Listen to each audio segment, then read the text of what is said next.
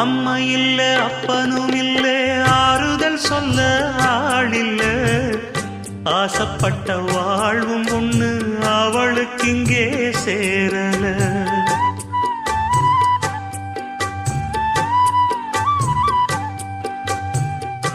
ஆளான நாளிலிருந்து